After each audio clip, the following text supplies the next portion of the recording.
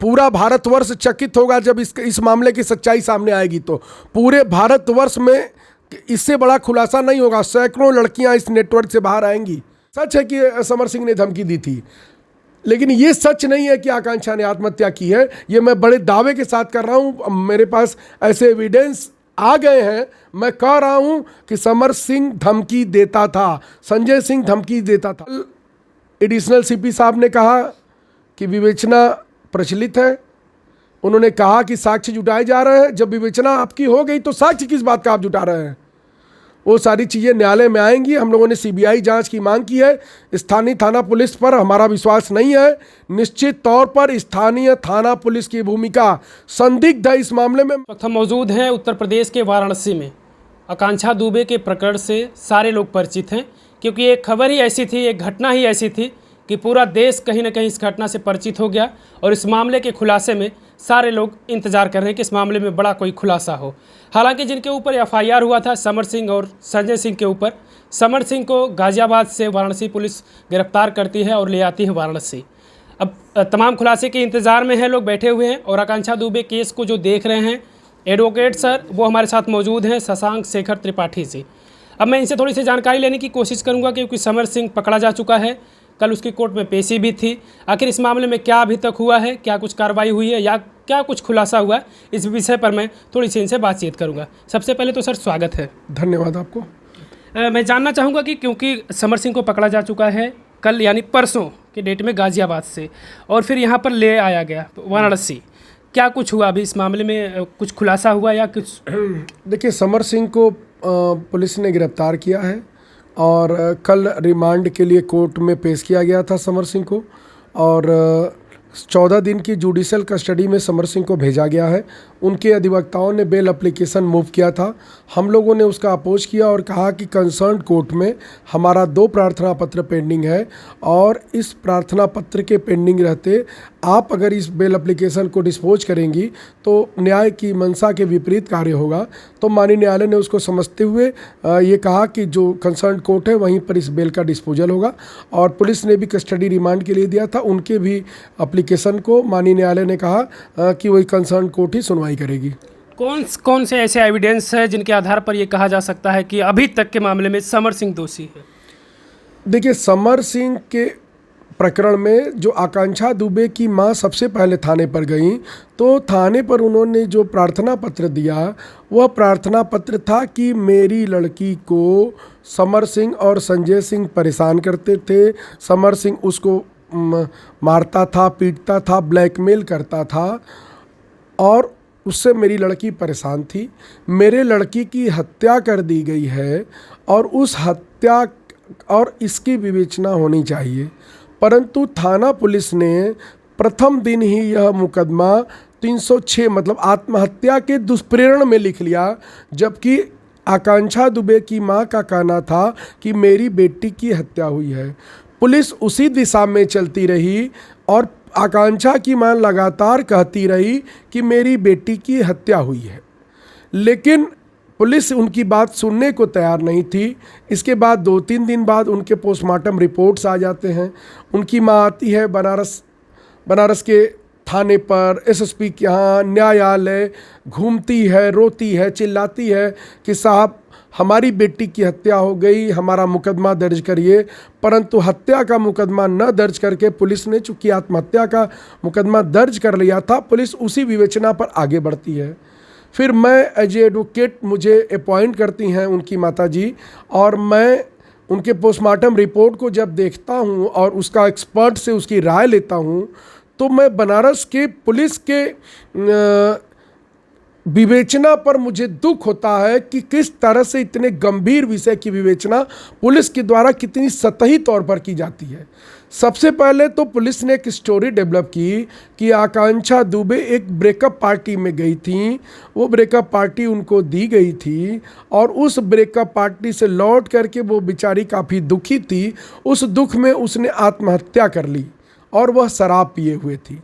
जब मैंने postmortem report देखा तो मैं आश्चर्यचकित था। मैंने देखा कि वो शराब नहीं पिए हुए थी, उसके ब्रेकिंग स्पेस में वो अल्कोहल नहीं था, उसके स्टमक में अल्कोहल नहीं था। फिर ये बताया गया वह 11,000 रुपये का बिल बना था, जिसमें ये 3 लोग थे, आकांक्षा थी, एक श्रद्धा है वो थी, और एक अरुण थे वो थे। खैर, और पोस्टमार्टम रिपोर्ट में आकांक्षा के पेट में अनाज ही नहीं पाया गया।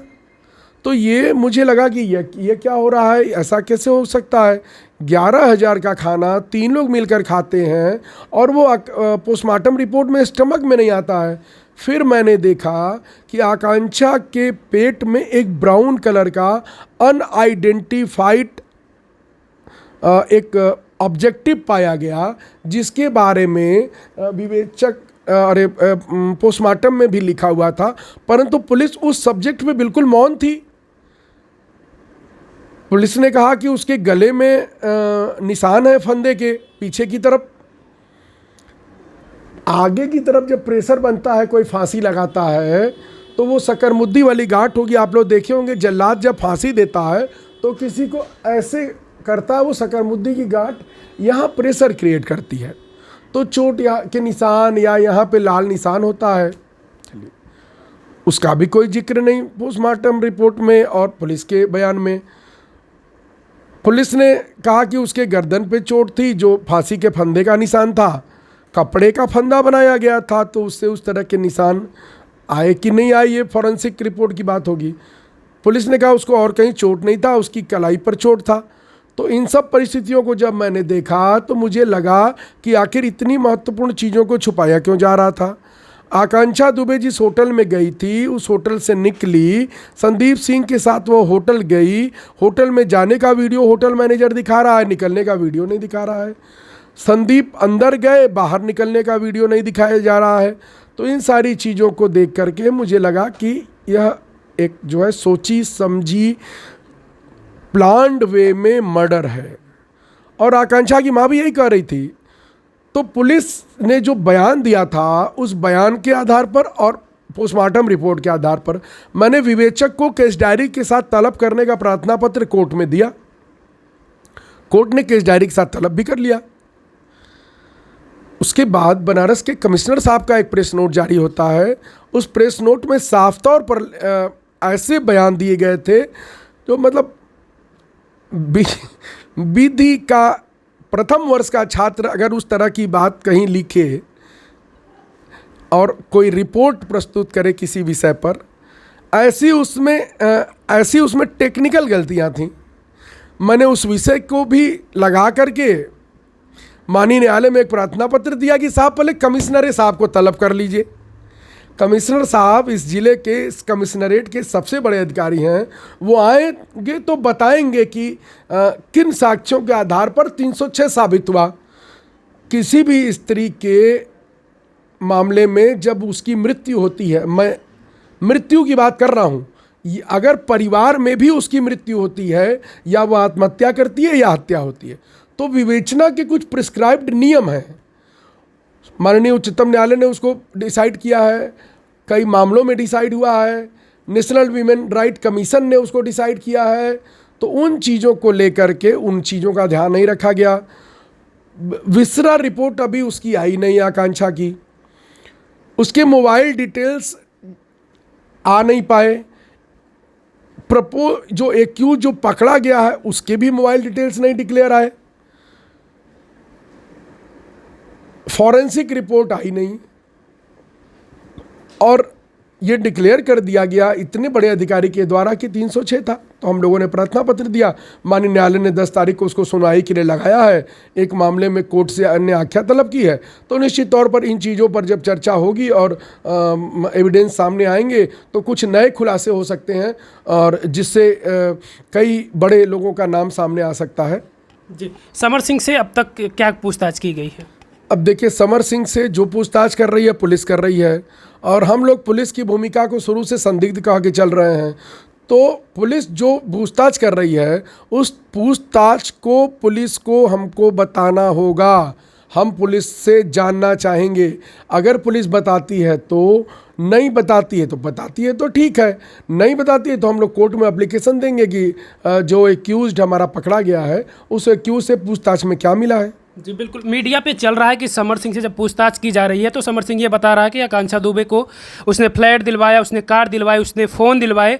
तो वो ये कह रहा है कि मैं आखिर क्यों ऐसा कुछ करता। समर सिंह ये भी कह रहा है कि अगर मेरे खिलाफ कोई सबूत मिलते हैं तो मुझे सज़ा होनी चाहिए। समर सिंह इस बात पर तैयार है। मैं भी बार बार यही कह रहा हूं और आकांक्षा दुबे की मां का भी यही कहना है कि समर सिंह उसको टार्चर करता था, उसको मारता था, उसको ब्लैकमेल करता था, उसको किसी के साथ काम नहीं करने देता था। और आकांक्षा दुबे की मां मधु दुबे का कहना है कि मेरी बेटी की हत्या कर दी गई है। उनकी मां का तो ये भी कहना है कि समर सिंह पहले से अंदर था, वहीं पर मैनेजर मिला हुआ है। ये तमाम सारे बयान आ रहे हैं। उनकी मां ने कहीं नहीं कहा है कि समर सिंह अंदर था, और अगर कहीं कहा हो तो मैं नहीं जानता हूं, और उनकी मां ने कहीं नहीं कहा नहीं होगा कि समर सिंह अंदर था। हाँ देखिए, एक अनपढ़ मां जिसका सब कुछ लुट चुका है, उसकी जो जीवन का आसरा थी वही एक योग्य लड़की थी उनकी, और वो हो सकता है कि अनकॉन्शियसनेस में कुछ बोल दी हो, तो नहीं कहा जा सकता। उन्होंने कहा था कि ये होटल का मैनेजर हाँ, हुआ है, हाँ, मारने वाले को अंदर पहले बंद करके रखा। उन्होंने बिल्कुल सही कहा है, मैं उसकी तस्दीक करता हूँ। एकदम सही कहा है उन्होंने कि वो मिला हुआ था होटल का मैनेजर। तो होटल का मैनेजर मिला हुआ था, ये सच है। इसके एविडेंसेज आएंगे, मैं एविडेंस दूंगा। होटल मैनेजर की बात मैं नहीं कर रहा हूं, होटल का कोई कर्मचारी मिला हुआ था। बाकी चीजें हम लोग जिस तरह से तैयारी कर रहे हैं 2-4 दिन में क्लियर हो जाएंगी। और कौन कौन सी धाराएं लगी थी समर सिंह और संजय सिंह पर? के ऊपर 306, 506 लगी हुई हैं। जान से मारने की धमकी, और ये 306 आत्महत्या के लिए उत्प्रेरण। लेकिन ये मामला इससे बहुत ऊपर है। हम लोगों का वर्जन है, हम लोगों के साक्ष्य हैं, मौके के साक्ष्य हैं। हम लोग साक्ष्य देंगे कि आकांक्षा की हत्या हुई है, उसने आत्महत्या नहीं की। ये भी सच है कि समर सिंह ने धमकी दी थी, ये सच है कि समर सिंह ने धमकी दी थी, पर यह सच नहीं है कि आकांक्षा ने आत्महत्या की है। ये भी सच है, ये भी सच है कि समर सिंह धमकी देता था, प्रताड़ित करता था। ये सच है कि समर सिंह ने धमकी दी थी, लेकिन ये सच नहीं है कि आकांक्षा ने आत्महत्या की है। ये मैं बड़े दावे के साथ कर रहा हूँ, मेरे पास ऐसे एविडेंस आ गए हैं। मैं कह रहा हूँ कि समर सिंह धमकी देता था, संजय सिंह धमकी देता था, पर आकांक्षा दुबे ने आत्महत्या नहीं की है, आकांक्षा दुबे की हत्या हुई है। क्या धाराएं बदली जा चुकी? अभी धाराएं बदली गई? प्रशासन तो बार बार अभी भी कह रहा है कि नहीं बस सुसाइड ही, अभी भी कह रहा है प्रशासन तो बार बार इस मामले में अपने स्टैंड्स बदल रहा है। प्रशासन ने कहा कि 306 में विवेचना कंप्लीट हो गई, लेकिन विवेचना तो अभी कंप्लीट हुई नहीं। कल एडिशनल सीपी साहब ने कहा कि विवेचना प्रचलित है। उन्होंने कहा कि साक्ष्य जुटाए जा रहे हैं। जब विवेचना आपकी हो गई तो साक्ष्य किस बात का आप जुटा रहे हैं?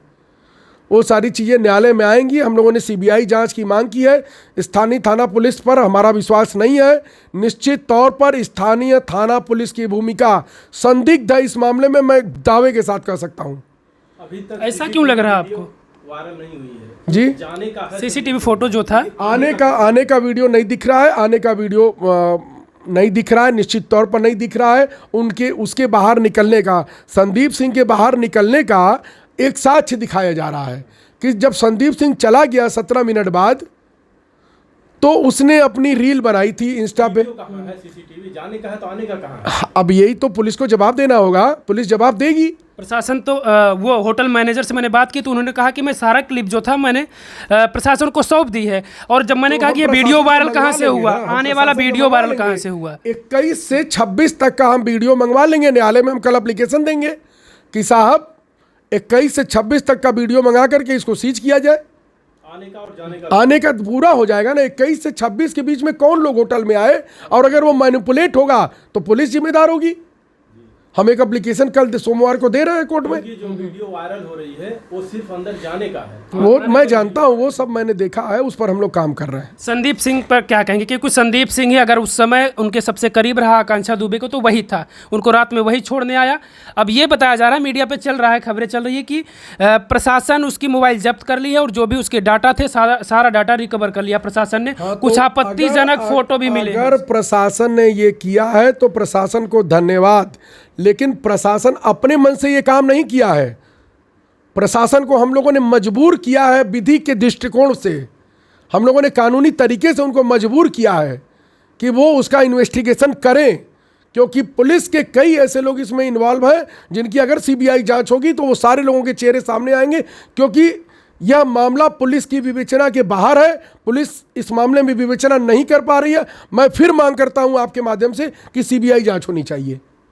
मतलब भरोसा नहीं आपको नहीं, मुझे प्रशासन पर, भरोसा नहीं है। वाराणसी पुलिस पर आपको भरोसा आकांक्षा दुबे को भी भरोसा नहीं, कि माँ को भी भरोसा नहीं, मुझे भी भरोसा नहीं है।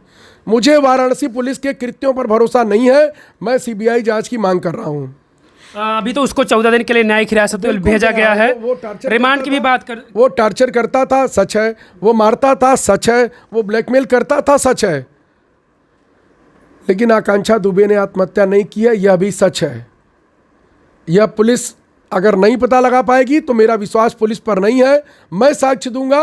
पुलिस को पता लगाने का प्रयास करना होगा। माननीय न्यायालय इसका पर्यवेक्षण कर रहा है और हम लोग सीबीआई जांच की मांग कर रहे हैं। अभी तक कोई और ऐसी जानकारी हो जिससे ये लगे कि इस मामले में कुछ और नया हो सकता है? समर सिंह के अलावा कुछ और नया? कुछ सब कुछ बहुत बड़े विषय है, बहुत बड़ा मामला है। ये सब आपके सामने होगा। आप ही नहीं, पूरा भारतवर्ष चकित होगा जब इस मामले की सच्चाई सामने आएगी। तो पूरे भारतवर्ष में इससे बड़ा खुलासा नहीं होगा। सैकड़ों लड़कियां इस नेटवर्क से बाहर आएंगी जो फंसी हुई हैं। आप बहुत बड़ा विषय है ये, और इसका खुलासा मैं जल्दी करूंगा। जी बिल्कुल। तो आप समझ सकते हैं कि किस तरीके से अभी भी क्योंकि अभी तो पकड़ा गया है समर सिंह, और एक आरोपी और है जिसको आरोपी बताया जा रहा है। एफआईआर में नाम उसका भी लिखा गया था, संजय सिंह। वो तो अभी पुलिस की पकड़ से दूर है। हालांकि समर सिंह को पकड़ा जा चुका है, पूछताछ चल रही है। 14 दिन के लिए न्यायिक हिरासत के लिए भेजा गया है। और एडवोकेट साहब जो ये कह रहे हैं कि वाराणसी पुलिस पर इन्हें भरोसा नहीं है, आखिर ऐसा क्यों हो रहा है? वाराणसी पुलिस पर भरोसा नहीं कर रहे हैं, ये तो भी अपने आप में बड़ा सवाल है कि अगर प्रशासन पर इस तरीके से लोगों का भरोसा उठ जाएगा तो फिर प्रशासन किस भरोसे पर काम लॉ एंड करेगा? ऑर्डर के लिए गंभीर विषय है। लॉ एंड ऑर्डर के लिए गंभीर विषय है कि पुलिस के ऊपर से जनता का भरोसा उठ जाए। लेकिन मेरा भरोसा पुलिस पर नहीं है। मैं कह रहा हूं, मेरा भरोसा पुलिस पर नहीं है। पुलिस से इस मामले में आकांक्षा दुबे की हत्या के विषय में न्याय नहीं मिल पाएगा। फिर क्या मांग करते हैं आप? हम लोग सीबीआई जांच की मांग कर रहे हैं। चलिए बिल्कुल, अगर इस तरीके से चलता रहा पुलिस की कार्रवाई तो हालांकि ये तो विषय खड़ा ही होता है, सवाल खड़े होते हैं कि आखिर किस तरीके से फिर इस मामले में न्याय मिल पाएगा आकांक्षा दुबे को या आकांक्षा दुबे के परिवार को। कहीं ना कहीं हमारे साथ बातचीत कर रहे थे, इस केस को जो हैंडल कर रहे हैं, इस केस को देख रहे हैं और लगातार चाह रहे हैं कि आकांक्षा दुबे के साथ न्याय हो। और वाराणसी पुलिस पर भी सवाल खड़े कर रहे हैं कि आखिर ये पुलिस क्यों इस तरीके से कर रही है, बार बार उस मामले को सुसाइड दिखा रही है, 306 कर रही है। 306 में ही वो मुकदमा दर्ज हुआ था और अभी तक वही है। क्यों आखिर यह लापरवाही बार बार की जा रही है? आखिर क्यों इनकी मांग है कि सीबीआई जांच इस विषय पर हो?